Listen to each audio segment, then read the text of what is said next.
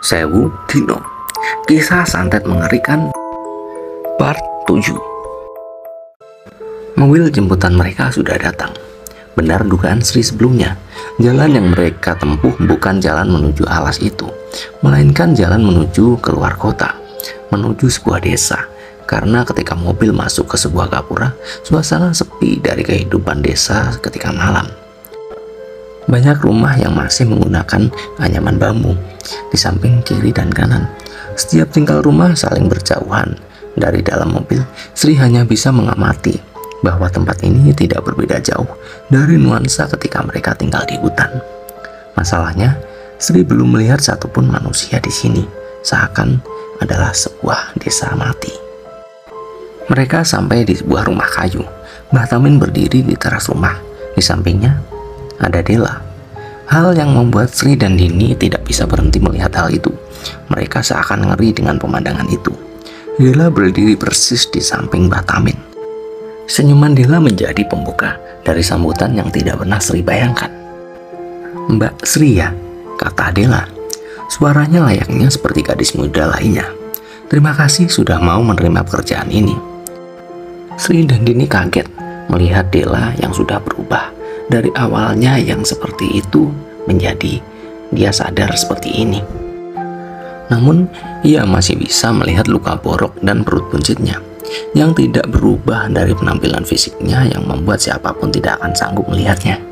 Rumah ini berkali-kali lipat lebih besar dari sebelumnya, bahkan sangat kental dengan budaya Jawa.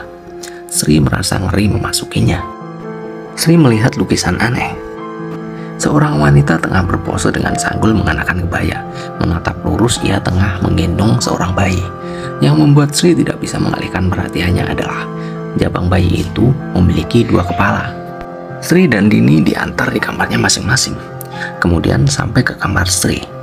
Mbah Tamin lalu berpesan lagi, "Kalau sudah jam 12, pintu kamarmu jangan dibuka.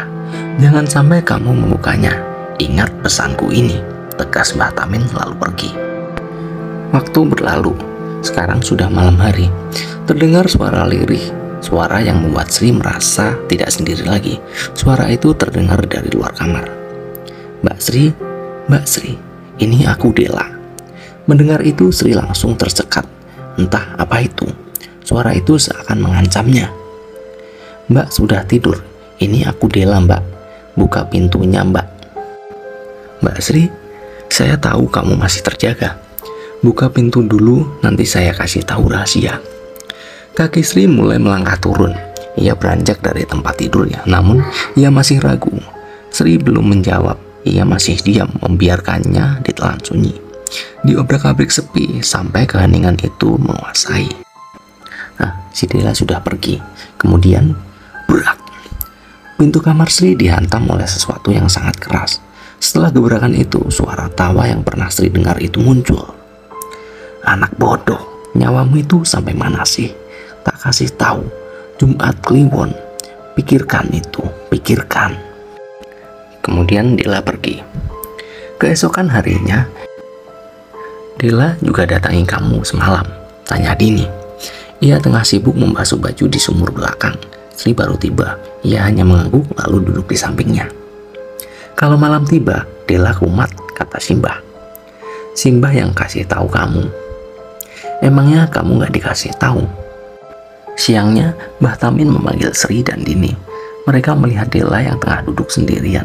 Ia seperti sibuk dengan dunianya sendiri. "Dela lahir di sini, makanya saya tidak memperlakukan dia seperti saat tinggal di hutan. Setiap sudut rumah ini sudah saya pasang payung untuk orang meninggal, jadi jangan khawatir. Masalahnya, besok Kamis Legi, saya mau minta tolong. Bisa kamu cari tahu di mana jimat itu disimpan?" Malamnya, ia menuju ke kamar Mbah Tamin. Ia menyuruh Dini duduk di depannya, membiarkan Sri berada di samping Dini. "Nanti kamu akan melihat kebun tebu. Di sana ada orang. Cari dan ikuti dia sampai ia duduk di sebuah tempat." Kemudian Mbah Tamin meminta Dini meminum air dengan hijau. Memijat-mijat kepalanya sambil mengusap-usap kemenyan. Lalu ia menghantam kepala Dini dengan telapak tangan. "Sri, tolong jaga Dini. Simbah mau kelar dulu." Mbah Tamin pergi, sementara Dini tersungkur pingsan. Di dahinya ia terus berkeringat berkali-kali. Ia tampak seperti orang yang merancau dan mengatakan sesuatu. Gelap. Makin malam Dini makin kacau. Ia menjerit seperti tengah berlari. Nafasnya terengah-engah. Bapaknya melihat saya, bapaknya melihat saya.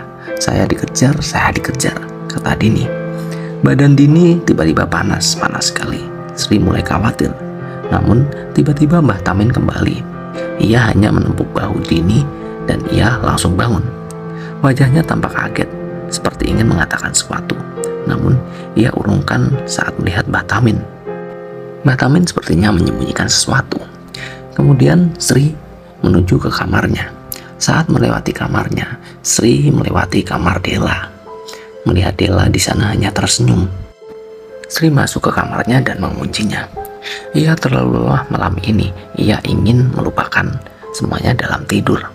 Saat Sri memejamkan mata, seseorang membelai rambutnya, memaksanya untuk melihat siapa yang tengah mengganggu tidurnya. Dela, kata Sri melihatnya. Bagaimana bisa? Aku dari tadi sebenarnya ada di kamarmu loh Sri, tepatnya di bawah ranjangmu. Apa orang tua itu masih mencari saya? Aku minta tolong sekarang. Nyawamu ada di tangan Simbah.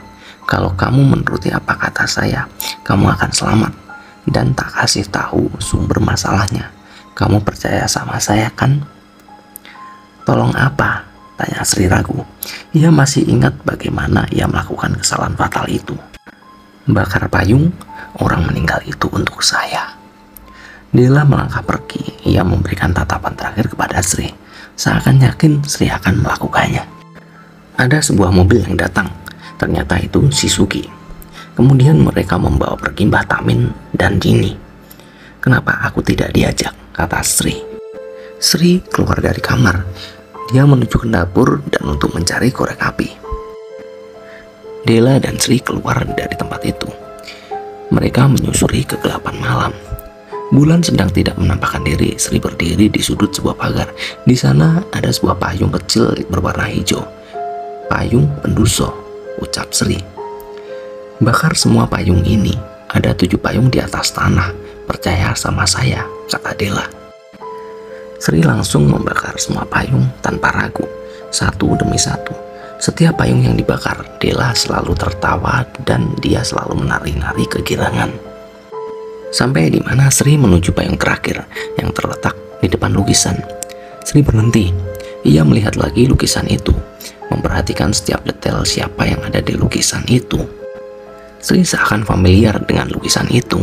Siapa? Sampai Sri baru memahami sesuatu. Namun Dela tiba-tiba berbisik. Kok ragu Sri? Dela melihat Sri, mengawasinya dari ujung kaki hingga ujung kepala. Tatapannya membuat Sri merinding. Ia masih tersenyum memaksa Sri melakukannya. Sudah sadar ya siapa saya? Sri mundur, namun Dela terus mendekatinya. Sri langsung lari, sementara Dela hanya melihatnya begitu saja. Ia tidak tahu apa-apa, tidak sampai ia yakin sekarang. Ia mengerti semuanya. Kenapa ia bisa sampai di sini?